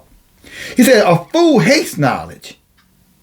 He said, turn at my reproof. In other words, Yah say, when I correct you, listen. Behold, I will pour out my spirit unto you if you have a contrite heart or a repentant heart. And I will make known my words unto you.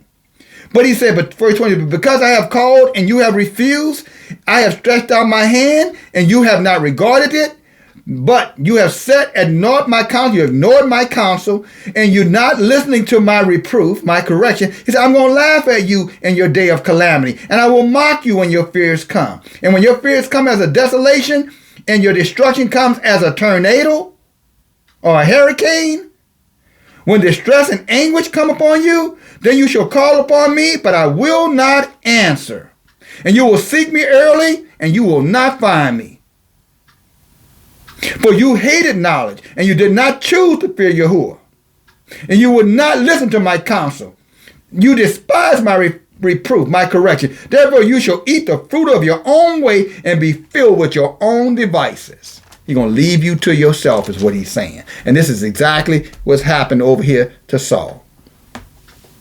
He done left him to himself. And all Israel who followed him. Look what he goes on to say here. He says, but he refused, and I will not eat. Back to 1 Samuel 28 and 23. And she compelled him, and he listened unto her voice. And so he arose from the earth, and he sat on the bed. And the woman had a fat calf in the house, and she dressed it, killed it, took flour, and killed it, kneaded it, and prepared it, and did bake it. And she brought it to Saul, and before his servants, and he did eat. And then they rose up, and they went away. So yeah, demons can present you with things and gifts. They sure can. That's why you need the wisdom of Yah, or discernment, so you know who's offering. Religion is offering gifts. Religion offer another Elohim. And there are people over there saying, you know, I'll take it. It's beneficial. I'm hungry. I'm needy. Give me something. Anything is better than nothing. Is it? Is anything better than nothing?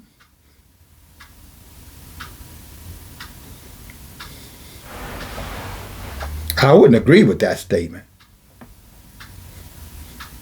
There's a time that if I got to compromise my soul, then you can keep what you're offering. I'll do without. And we all need to learn the word no. That's okay. Keep it.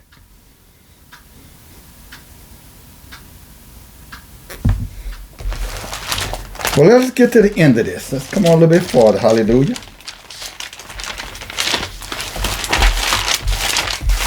Let's see how this thing ends out for Mr. Saul here.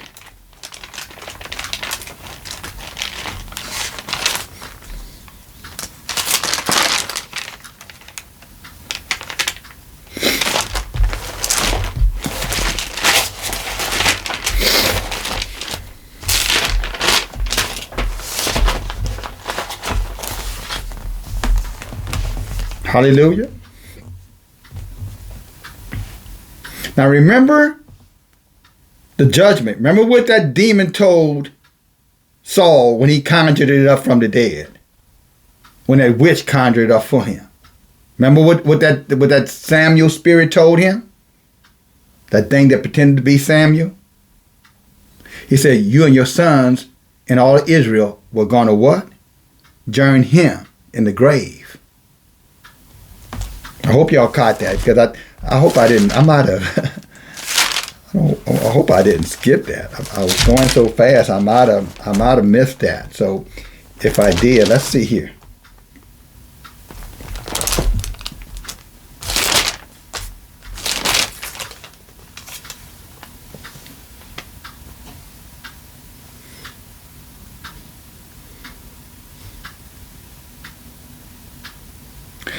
First Samuel 28:19. Just in case I forgot to say this. I don't think I did, but I want to be sure.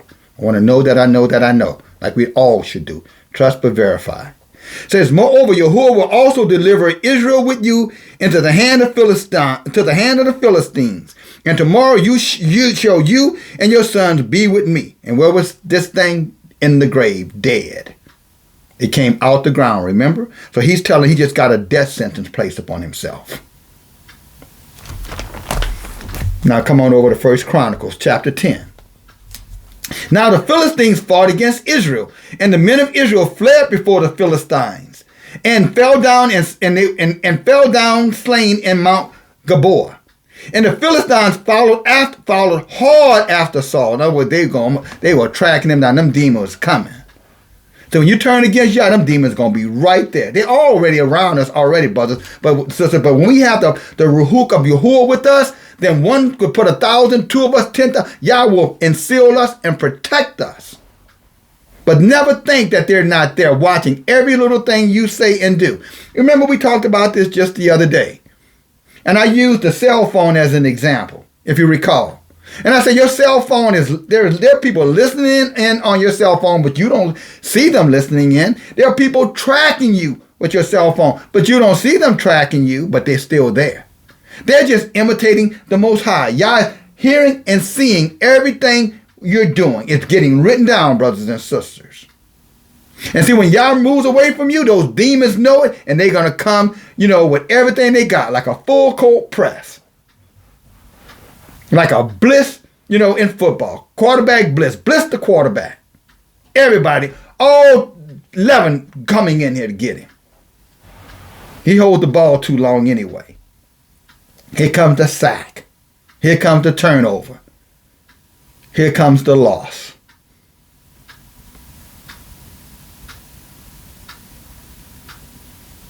Now they're coming hard after Saul and his sons. And the Philistines slew Jonathan, Saul's son, Abiadab, and Malchishua, the other sons of Saul. So all three of his sons, just like that demon told him what was going to happen. Because he in their occult. And you don't think the occult can tell you things? Oh, yes, it can. But it ain't going to be anything you want to hear. Oh, it'll tell you what but it'll tell you what you need to know. But you may not want to hear it. When you're going down there, you remember that's the demon. That's you're interacting with Satan, the devils. Yah has removed his fence of protection from Saul. And when you're in a cult, Yah has removed it from you. If you're in the truth. If you're still in the cult, if you're still in religion and idolatry, well then it's no different what's happening to Saul, what's going to befall all of those who are still over there who refuse to come out when they know the truth. As I said earlier in this message, there was a time that in our ignorance we didn't have access to this information. It was denied us, hidden from us. But there's no excuse in this day and time. Not with the knowledge that's increased, not with the, the internet of all things. No excuse.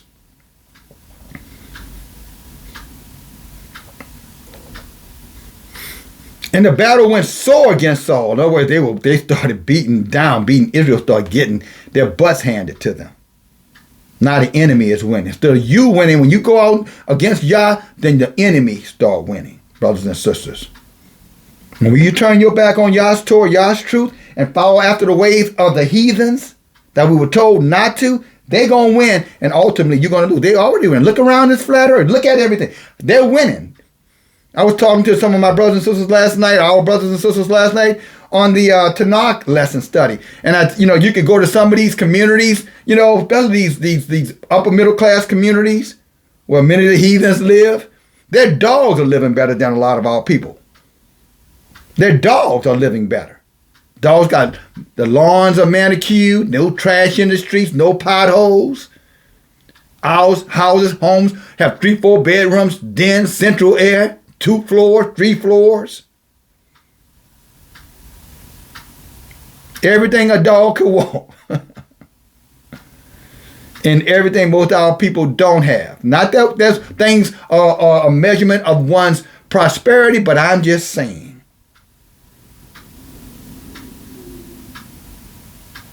When a dog is doing better than a nation of people, you know that nation of people is definitely, is being judged.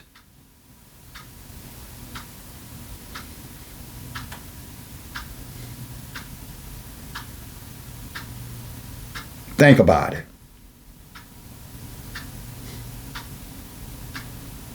Verse 4. Now Saul's sons are dead, and the battle is going against him. They're losing. And now the archers hit Saul, and he's wounded. And then says Saul to his armor bearer, "Draw your sword and stab me with it, lest the uncircumcised come and abuse me." But the armor bearer would not, for he was so afraid. So Saul took the sword and he fell upon it. And you can find that same testimony or that same precept to that in 1 Samuel 15 and 23. He fell upon his own sword. See, that's what happens with us when we start going our own way, brothers and sisters. We become a snare unto ourselves. When we can't accept Yah's correction, that's what ends up happening to us. We self-destruct. Again, how do I say that? Our book says clearly, who Yah loves, he chastises. Like a father chastises a child or a son. He tells us not to even despise the day of chastising. But whom he loves, again, he chastises. In other words, he corrects you. It's called reproof. But like Solomon said in 1, many of our people reject reproof. They don't want to hear no reproof. They don't want to hear no correction. Or they want you to do it, well, don't say it in front of everybody. Tell me in the back room. Like other people may not need to hear that correction. The book says open chest rebuke is better than private love or secret love.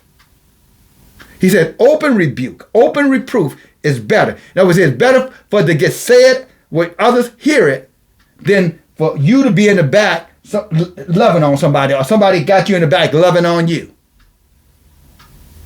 That's what the Most High, because the Most High want not only us to learn from our, error, but others can learn and benefit from our error as well. It's not about embarrassing anybody. It's not about putting anybody down. It's by leveraging the knowledge, leveraging the situation, hoping that maybe others could avoid that snare. That's why he says that. And too many of our people are making it about themselves. And that's why they frown against reproof.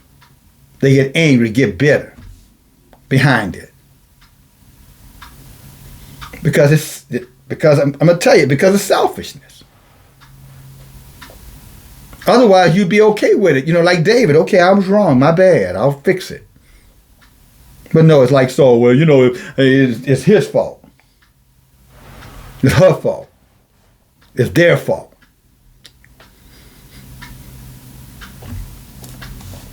Then Saul said to the armor bearer, we've been there, verse 5, and the armor bearer saw that Saul was dead, and he fell likewise on his sword, and he died.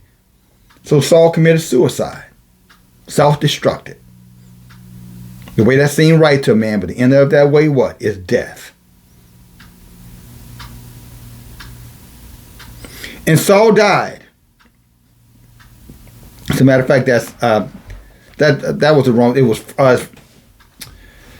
2 Samuel 31, 4 through 5. Is 1 Samuel, 31. 1 Samuel 31, 4 through 5, you'll hear the same story. Not 1 Samuel 15 and 23. That's where Saul goes into rebellion. Okay? That's when Samuel corrects Saul and tell him your behavior it's going to cause you to lose. So instead of you being king, you're going to lose your kingdomship. You're going to lose your crown. You're going to lose your reward because of rebellion. And many of our people that are allowing the same thing to happen to them because they got that Saul spirit, self-righteous spirit. So anyway, that actual reference with the armor bearer is 1 Samuel chapter 31, verses 4 to 5. Let us continue. So Saul died, and his 3 sons, and all his house died together. And when the men of Yasharel that were with him in the valley saw that they fled, that Saul and his sons were dead, that they forsook their cities and fled, and the Philistines came and dwelt therein. And it came to pass on tomorrow, when the Philistines came and stripped Saul, and they found Saul and his sons fallen in Mount Gilboa. And when they had stripped him, they took his head, they cut off his head, took his armor, and sent it into the land of the Philistines, round and about, to let everybody know, hey, and to celebrate, the king is dead. And they took him to their idols and to all the people. And they put his armor in the house of their God, and fastened his head to the temple of Dagon. And Dagon, if you remember, the god of Dagon, that's the fish head god. That little thing on his head. So that's an Egyptian god. The Philistines were Egyptians, Africans, so-called. And when Yasha and all of Yashagad heard that what the Philistines had done to Saul, and they arose, and all the valiant men took away the body of Saul and the bodies of his sons, and brought them to Yash, and they buried their bones under the oak in Yash, and fasted 7 days. And so Saul, check this out, brothers and sisters. So Saul died for his transgressions which he committed against Yahuwah, even against the word of Yahuwah, which he did not guard. He did not keep Yahuwah's commandments. And also for asking counsel of one that had a familiar spirit, and to inquire thereof. Did not he say in Deuteronomy 18 and 10, it was an abomination to do those things? And Saul turned right around and did it. And just as Yah said, those who do those things, that they would be judged for it, Here it is, a fulfillment of that truth or prophecy. Again, Saul died because of his transgression that he committed against who? The people know, against Yahuwah. And against the word of Yahuwah, which he did not guard. He rejected Yah's Torah. And for asking the counsel of one that had a familiar spirit to inquire thereof it. And he inquired not of Yahuwah. Therefore he slew him and turned the kingdom unto David, the son of Jesse. So Yah used those Philistines to kill Saul. So a lot of our people would think, well, why, if Yah is Yah, then why is he letting all this stuff happen to our people? Because of rebellion. Because of this Saul attitude. So all those enemies that are confederate around us, Yah allowing them to be a judgment against us, brothers and sisters. And no one tells us these things. Oh no, it's all about love. This is just about, we just need to get closer to Jesus, whatever foolishness they're talking about. No, y'all allowing these heathens around us to torment us and to oppress us and to murder us and etc., to push us into abominable behaviors and actions because we have rejected him, and therefore he's let loose the enemies of Israel upon us. All those who David talked about in Psalms 83, who are confederate against us. So Yah has allowed them to come against us. It's the judgment of Yahuwah is why we're in the state that we're in. Wherever we are on this flat earth, all of Israel. And if it was not for the remnant, the 1/3 of us, this whole place would be destroyed. Thank Yah for the 1/3. Thank Yah for those of you who are standing up for Yah's Torah. Thank Yah for you, for those of you who are teaching Yah's Torah to your children. Thank Yah for you who love Yahuwah with all your heart, all your might, and all of your strength. Thank Yahuwah for you. You are the strength of the people.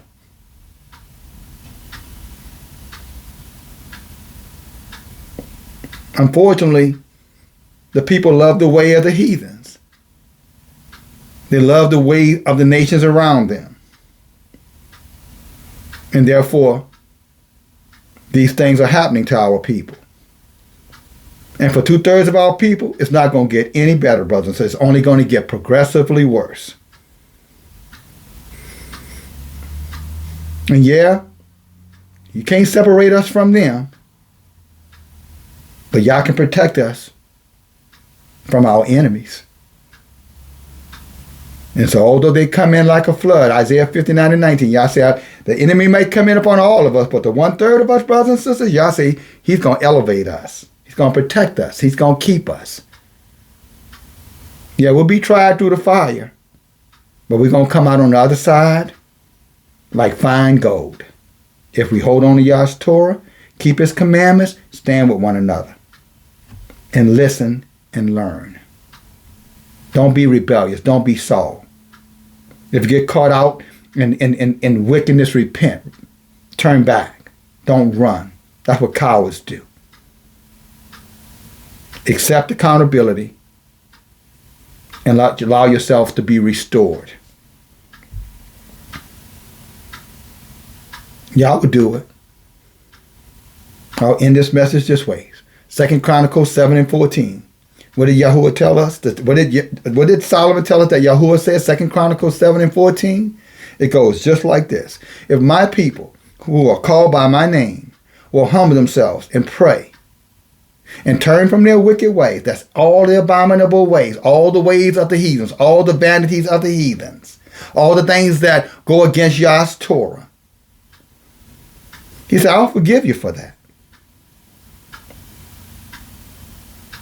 He said, and then I'll hear your prayers, and then I'll restore you. I'll give you back everything the heathen tries to take away. And the most precious thing I'll give to you, and make sure you can have it, is eternal salvation, eternal redemption, in a resting place until judgment, and then rewards beyond your imagination after the resurrection of Yahuwah. Hallelujah. All right, brothers and sisters. So I hope these teachings were good. If it was, thumb up the video, share the video. All right, brothers and sisters. Thank you for being here. Thank you for your time. Thank all of you who've given gifts. I appreciate the gifts, and I hope Yah continues to inspire you to do so. And I pray that Yah will bless you 100-fold for the gifts. All right. But again, brothers and sisters, listen to learn, understand. Again, follow up. Gave you a lot of precepts, a lot of information. These stories are for our edification. These stories are for us to learn from.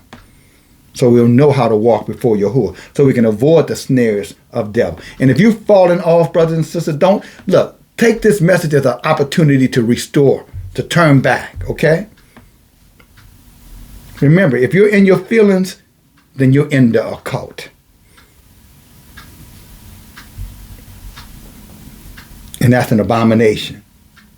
And that's going to cause greater separation, except you address it. Okay? Just because you got corrected don't mean you're not loved. It means just the opposite. All right, brothers and sisters.